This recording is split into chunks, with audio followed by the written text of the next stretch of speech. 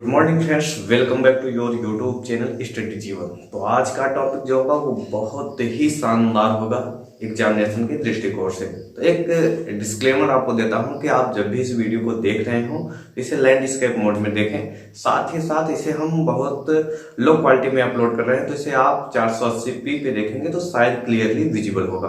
तो चलिए बिना समय गवाए पहले चैप्टर जिसका नाम है ठोस अवस्था, उसके एक शानदार टॉपिक को स्टार्ट करते हैं। तो टॉपिक क्या होगा देखिएगा, टॉपिक होगा अंतःकेंद्रित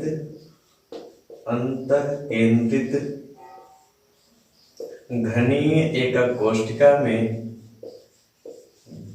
संकुलन क्षमता। बहुत ही शानदार तरीके से संकुलन क्षमता, ये बहुत कंफ्यूजिंग होता है बच्चों के लिए और इजीली उनको याद नहीं रहता कि कैसे हमको निकालना है संकुलन क्षमता को अंतःकेंद्रित घनीय एकक कोशिका में।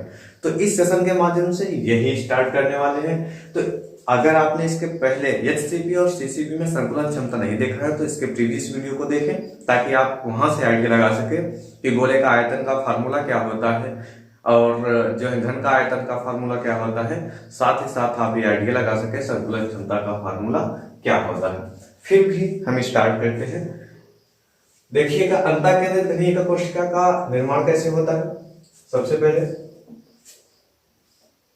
हम बना रहे हैं इस चीज को, आप यहां से ऑब्जर्व करेंगे।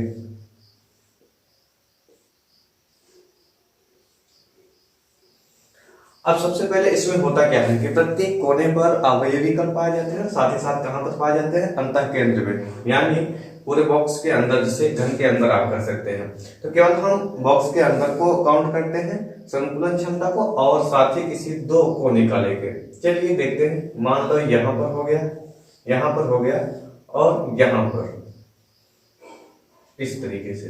ठीक, अगर इसको हम ए मान ले रहे हैं, इस कोने को बी, इस कोने को सी, इसको डी मान रहे हैं। ठीक, इसको ई मान रहे हैं, इसको एफ, जी इसको, और इसको एच मान रहे हैं। देखिएगा हमने क्या माना, A B C D E F G और एच, प्रत्येक कोने को एक नाम से मेंशन किया।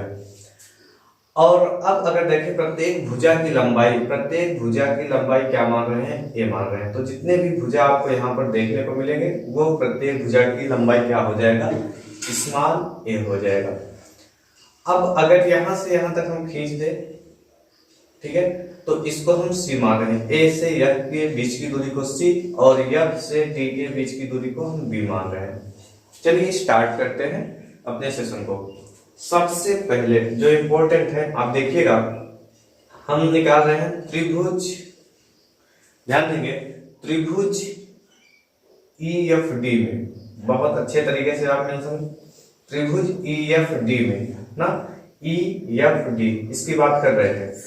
पाइथागोरस प्रमेय अगर यहां से हम लगाए तो b का स्क्वायर मतलब FD का स्क्वायर। ध्यान से आप देखें, FD का स्क्वायर बराबर क्या होगा, FD का स्क्वायर बराबर हो जाएगा EF का स्क्वायर, हम यहां लिख देते हैं EF का स्क्वायर हो जाएगा, और साथ ही साथ ED का स्क्वायर प्लस क्या हो जाएगा, ED का स्क्वायर। तो EF का स्क्वायर मतलब क्या है, A का स्क्वायर, और FD का स्क्वायर सॉरी ED का स्क्वायर क्या है, फिर प्लस A का स्क्वायर हो जाएगा, और साथ में FD को हमने B माना है तो B का स्क्वायर बराबर। ये फार्मूला कहां से निकल के आया, FD का स्क्वायर है तो FD को हमने B मान के रखा है तो ये B का स्क्वायर हो जाएगा। EF को हमने A माना है और ED को हमने A माना है तो A का स्क्वायर प्लस A का स्क्वायर। अब यहां से आप देखेंगे अगर B का स्क्वायर बराबर ये है तो B का स्क्वायर बराबर क्या हो जाएगा, 2A स्क्वायर। यहां से निकल के आएगा A square plus A square equal to क्या हो जाएगा, 2A का स्क्वायर।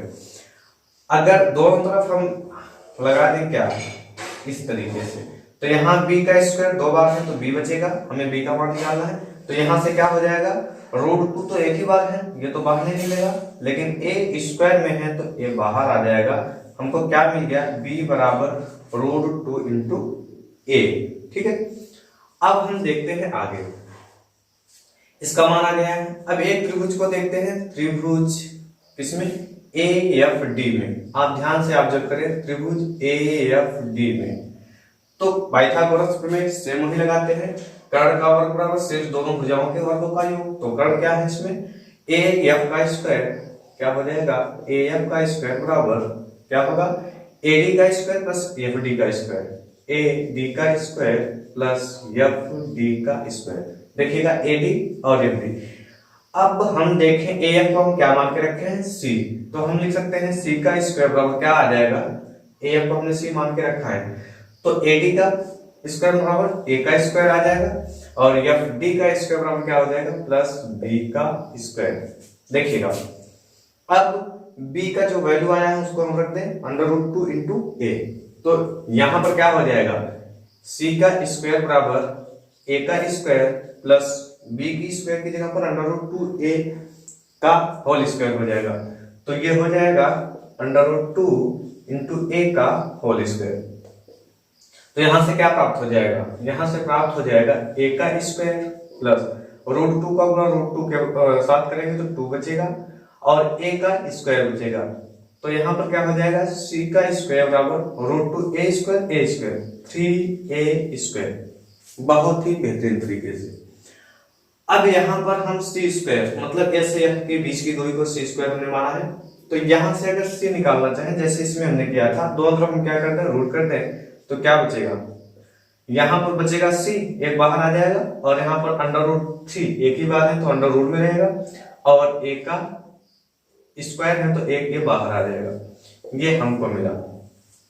अब यहां से आगे करें ए और एफ में कितने गोले हैं, कुल 3 गोले हैं, लेकिन त्रिज्या के विषय में बात की जाए, यदि गोले की त्रिज्या क्या हो, गोले की त्रिज्या क्या हो जाए, स्मॉल आर हो जाए, तब क्या होगा, ध्यान से देखें, एक आर यहां पर और ये पूरा व्यास है तो यहां पर 2r और एक आर, 1 2 3 1 4, तो c की वैल्यू क्या आ जाएगी 4r। अगर हम कंपैरिजन करें 4r बराबर √3 इंटू a, अगर यहां से a की वैल्यू निकालेंगे तो 75 होगा, ये भाग में हो जाएगा बटे में हो जाएगा, तो a बराबर क्या निकल के आएगा 4r बाई √3। ये क्या है, ये किसी कोर की लंबाई है, प्रत्येक कोर की या भुजा की लंबाई है। अब हमको निकालना है संकुलन क्षमता, तो चलिए देखते हैं संकुलन क्षमता क्या निकल के आएगा। परसेंटेज संकुलन क्षमता बराबर क्या होता है, गोले का आयतन, जितने गोले हैं कुल गोले का आयतन बटे क्या हो जाता है घन का आयतन और गुणे कितना हो जाता है 100। परसेंटेज संकुलन क्षमता निकालने का ये फार्मूला होता है। अब अगर बात की जाए, आपने अगर हमारा पहला वीडियो देखा होगा तो हमने वहां पर क्लियरली मेंशन किया है कि अगर अंतः केंद्रित घनी एक कोष्ठिका होगा तो एक चीज तो क्लियर होगी, प्रत्येक कोने पर होगा जो मिला के 8 गुणे 1/8 होता है तो 1 आएगा, और एक अंतः केंद्र में होगा तो कुल गोलों की संख्या कितनी हो जाती है 1 + 1 बराबर 2। क्लियर, तो इसका मतलब इसमें कुल जो अध्यासित गोले हैं वो 2 पार्टिसिपेट करते हैं, तो गोले द्वारा अध्यासित आयतन कितना हो जाएगा 2, और गोले का आयतन का सूत्र क्या होता है 4/3 पाई r³ और साथ में क्या है गुणे 100। ये गोले के आयतन का सूत्र है 4/3 पाई r³। ठीक, अब घन का आयतन बराबर होता क्या है, घन का आयतन बराबर होता है भुजा क्यूब यानी a का क्यूब, और a का मान हमने 4r/√3 माना है, तो हम क्या कर लेंगे इसको पूरा कर दें तो 8/3 पाई r³, ठीक है, गुणे 100 और सबका बटा a का क्यूब होगा। a बराबर हमने मान के रखा है यानी a का वैल्यू हमारा निकल के आया है 4r/√3, तो हम क्या रखते हैं 4r/√3 का क्यूब। अब अगर यहां से देखें 4 गुणे 4 गुणे 4 4 चौक 16 चौको 64 हो जाएगा, और √3 गुणे √3 तो 3 बाहर आएगा, √3 क्या बच जाएगा यहाँ पर 8 पाई r³ गुणे 100 बटे 64 r का क्यूब, और यहाँ हो जाएगा 3, यहाँ सबका बटा क्या है 3 है, सबका बटा क्या है 3 है, ठीक है, और यहाँ क्या आ जाएगा 3√3। अब अगर यहां से हम ऑब्जर्व करें तो बटे का बटा अगर गुणे में जाता है तो पलट जाता है, क्या हो जाएगा 1 पाई r³ मल्टीप्लाई 100 बटे 3, गुणे होगा तो ये ऊपर हो जाएगा 3√3 अपॉन 64 आर का क्यूब। क्या यहाँ तक क्लियरली विजुअल हो रहा है? चलिए अब इसको हम जो है कट कर देते हैं। 8 से अगर काटेंगे तो 64 कट जाएगा 8 से। ध्यान देंगे आर क्यूब किससे कटेगा? आर क्यूब से कट जाएगा। 3 किससे कटेगा? 3 से कट जाएगा। अब बचता क्या है? अब यहाँ पर अगर आपको दिख रहा हो क्या क्या चीजें बच रही हैं, एक पाई बच रहा है, 100 बच रहा है और √3। तो क्या बच रहा है? पाई गुणे 100 गुणे √3/8। नीचे की तरफ क्या बचता है? केवल 8। अब इसी का कैलकुलेशन अगर हम कर ले तो हमारा आंसर क्लियर आ जाएगा। अब अगर कैलकुलेशन करें तो देखें, हम यहाँ इसको लिखने का प्रयास करते हैं ताकि हमको मिटाना ना पड़े। अब यहां से देखें पाई का मान कितना होता है? 3.14। ठीक है, गुणे 100 हो जाएगा। इसके बाद की चीज हम यहाँ लिख रहे हैं और √3 का मान होता है 1.732 बटे क्या आ जाएगा? 8। अब जब आप कैलकुलेशन करेंगे तो क्या आएगा? आप इसका कैलकुलेशन करेंगे और कैलकुलेशन करने के बाद जो आएगा 67.98% आता है, जिसको हम बोलते हैं 68% लगभग। तो इस प्रकार से क्लियर जो है आपका आ जाएगा संकुलन क्षमता किसमें? अंतःकेंद्रित घनीय एकक कोष्ठिका में संकुलन क्षमता। चलिए एक बार इसको फिर बेहतरीन तरीके से रिपीट करते हैं, आप ध्यान से देखेंगे। हमने क्या कहा? अंतःकेंद्रित घनीय एकक कोष्ठिका का संकुलन क्षमता ज्ञात करना है। तो सबसे पहले हमने अंतःकेंद्रित घनीय एकक कोष्ठिका को बनाने का प्रयास करते हैं। अंतःकेंद्रित घनीय एकक कोष्ठिका में प्रत्येक कोनों पर होते हैं परमाणुओं की जो संख्या होती है और साथ ही साथ एक इसके अंतःकेंद्र में होता है। तो हमने क्या कहा? A B C D इसको मानते हुए E F G H हमने इसको मान लिया। क्लियर? एक अंतःकेंद्र में बनाया और दो कोणों को लेकर अध्यासित आधार हम ज्ञात कर सकते हैं। अब हमने कहा त्रिभुज EFD में, किसमें? त्रिभुज EFD कौन सा है? ये वाला है त्रिभुज EFD। ध्यान से देखेंगे EFD में पाइथागोरस में क्या कहता है? कर्ण का वर्ग बराबर FD का वर्ग बराबर शेष दोनों भुजाओं के वर्गों का योग, यानी EF का वर्ग प्लस ED का वर्ग। तो अब देखिएगा FD को हमने B मान के रखा है, तो B का स्क्वायर बराबर A का स्क्वायर प्लस A का स्क्वायर। Are you sure? अब अगर हम देखें तो क्या बचता है? यहाँ से बच जाता है B का स्क्वायर बराबर क्या होगा? A का स्क्वायर प्लस A का स्क्वायर, जो कि मिलता है हमको 2A का स्क्वायर। अगर दोनों तरफ हम रूट कर दें तो क्या निकल के आएगा? क्योंकि B का मान निकालना है हमको, तो क्या हो जाएगा? B गुणे B स्क्वायर है तो एक भी बाहर आ जाएगा। √2 तो एक ही बार है, ये तो बाहर नहीं आने वाला है, लेकिन A का स्क्वायर में है तो A बाहर आ जाएगा। यहां से हमको B की वैल्यू मिल गई और वो वैल्यू क्या हुआ? √2 into A। Are you sure? अब यहाँ देखेंगे त्रिभुज AFD में, त्रिभुज AF यहाँ पर आप क्लियर करें, हम इसकी बात कर रहे हैं। त्रिभुज AFD में ध्यान दीजिएगा, इसकी बात कर रहे हैं। त्रिभुज AFD में जो कर्व का काम कर रहा है C, मतलब AF का स्क्वायर बराबर AD का स्क्वायर प्लस FD का स्क्वायर। ध्यान देंगे AF का स्क्वायर बराबर AD का स्क्वायर प्लस FD का स्क्वायर। तो AF को हमने माना है C, यहां से यहां तक की दूरी को हमने माना है C, तो C का स्क्वायर बराबर क्या हो जाएगा? AD का स्क्वायर मतलब A का स्क्वायर प्लस FD का स्क्वायर मतलब B का स्क्वायर। C का स्क्वायर बराबर A का स्क्वायर प्लस B का स्क्वायर, जो हमने यहाँ पर मान के रखे हैं।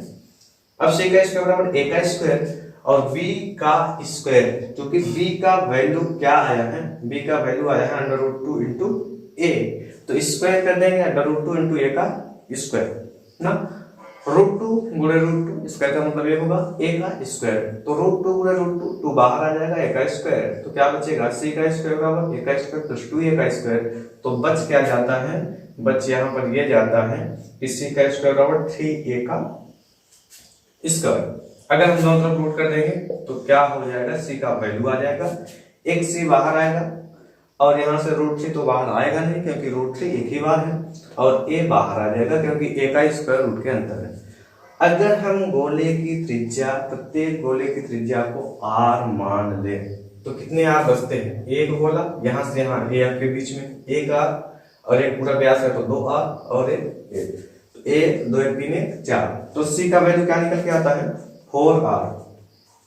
अगर कंपैरिजन हम करें बहुत अच्छे से देखेंगे, सी 4r हो जाएगा, सी 4r, क्यों? क्योंकि यहाँ से यहाँ के बीच की दूरी सी है जिसमें 4 त्रिज्याएं आ रही है, और रो 3 ए तो था ही। अगर यहाँ से ए की वैल्यू निकालना चाहें तो ये गुणा है तो यहाँ पर आएगा क्या हो जाएगा, भाग हो जाएगा। तो ए बराबर क्या मिला, 4r/√3, ठीक, 4r/√3। आगे देखेंगे परसेंटेज संकुलन क्षमता बराबर क्या होता है, गोले का आयतन या गोले द्वारा अध्यासित आयतन बटे घन का आयतन, अर्थात एकक कोष्ठिका का कुल आयतन मल्टीप्लाई 100। तो गोलों की संख्या इसमें कितनी होती है, एक अंतः केंद्र में और 8 कोनों का मिलाकर कुल 2 होता है। और गोले के आयतन का फॉर्मूला 4/3 पाई आर क्यूब गुणे, अब क्या है 2 × 4/3 पाई आर क्यूब गुणे 100 है तो गुणे 100 करते हैं। घन का आयतन बराबर भुजा का क्यूब होता है तो ए का क्यूब हो जाएगा। और ए का फॉर्मूला हमने यहाँ निकाला है, ए का वैल्यू हमने यहाँ पे निकाला है 4r/√3, तो 4r/√3 का स्क्वायर हो जाएगा। इसको 4 × 4 × 4 करेंगे तो 64 आएगा और r का क्यूब हो जाएगा। √3 × √3 तो एक 3 बाहर आएगा और फिर √3 यहाँ पे। अब देखिएगा इसको जो है इतना बटा इतना होगा, ये काटापीटी करेंगे। इसके बाद क्या होगा, यहाँ से आप देखें ये इसको, ठीक है, बटे इतना करने पर अगर हम गुणे में इसको ले जाते हैं तो पलट जाती है, 3√3 ऊपर हो जाएगा, 64 r क्यूब नीचे की तरफ। अब 8 को काटते हैं 64 से तो 8 × 64 r क्यूब से कैंसिल हो जाएगा, 3 से, तो बचता क्या है पाई 100 और √3, पाई 100 और √3 बटे 8 बचता है, जो कि नीचे आपको बचता है। अब पाई का मान क्या होता है 3.14। अगर आपको यहाँ तक क्लियरली विजुअल हो रहा होगा तो 100 से गुणा करेंगे 1.74, तो 314 गुणे 2.732 करेंगे, जो भी वैल्यू आएगा उसमें 8 भाग देंगे तो 67.98% यानी कुल मिलाकर 68% आएगा। चलिए एक सिंपल चीज, अब इसके बाद हम जो करने वाले हैं वो क्या होगा देखिएगा।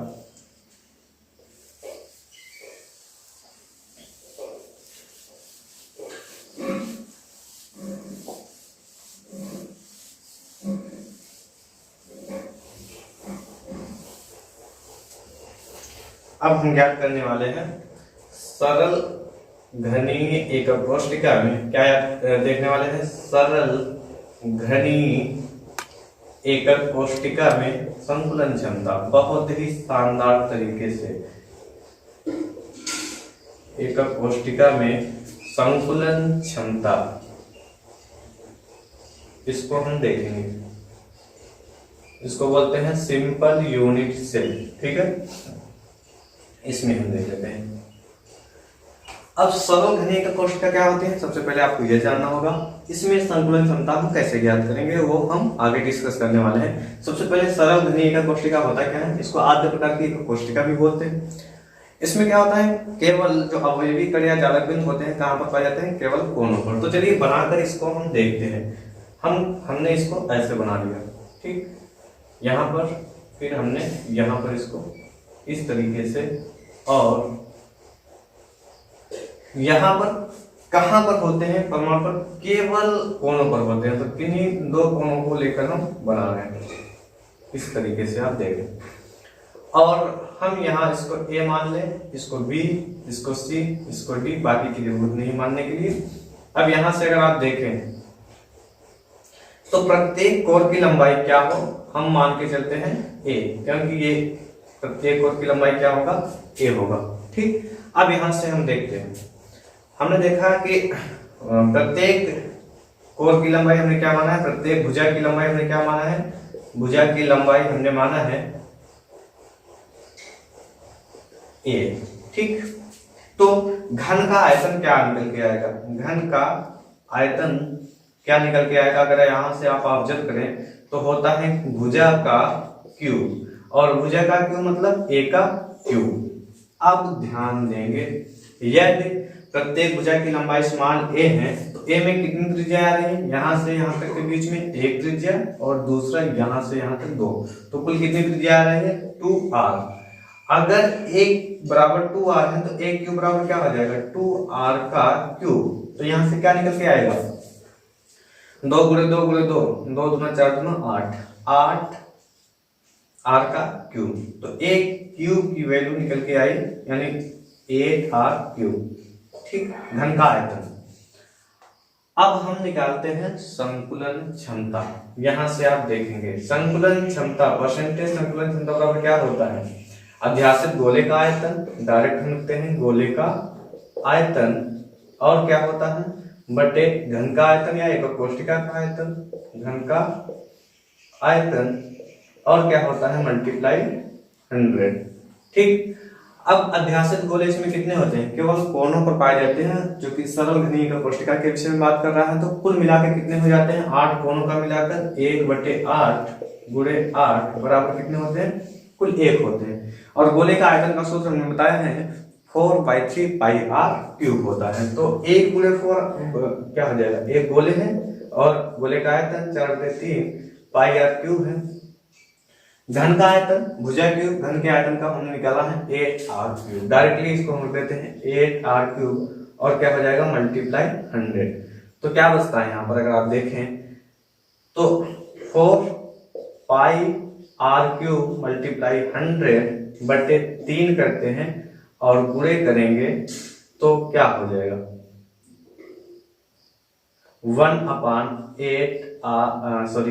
8r का क्यूब, ये हो जाएगा, बुरा करने में लग जाते हैं।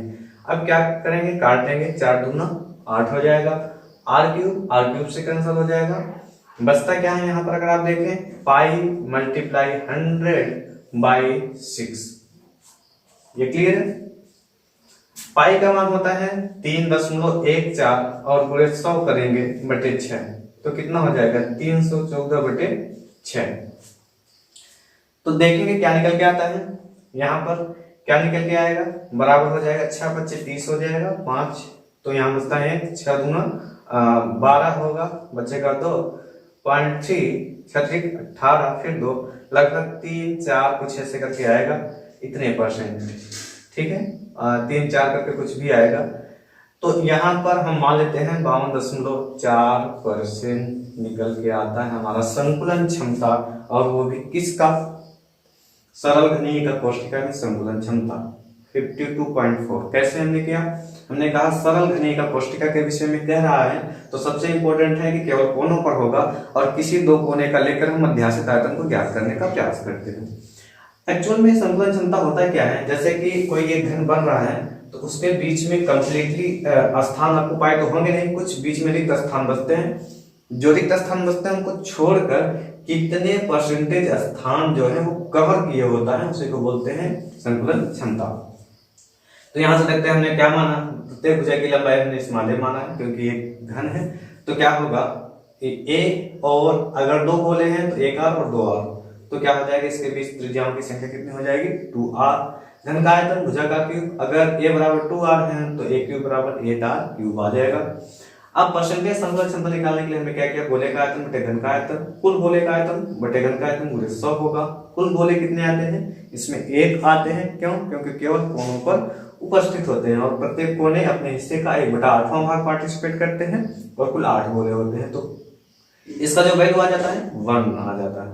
यहाँ पर एक गोले हैं और गोले का आयतन बराबर 4/3 पाई आर क्यूब होता है और 8r क्यूब जो कि घन का आयतन यहाँ से निकल के आया है। हमने इसको रखा, मल्टीप्लाई 100 किया, 4 पाई आर क्यूब मल्टीप्लाई 100 बटे 3 किया, और यहाँ पर क्या होगा बटे 1 करके ये पलट जाएगा, तो 1/8r क्यूब कैंसल आउट करते हैं, फिर पाई मल्टीप्लाई 100 बटे 6 पाई का मान रखते हैं और फिर निकल के आता है 52.4। ठीक है।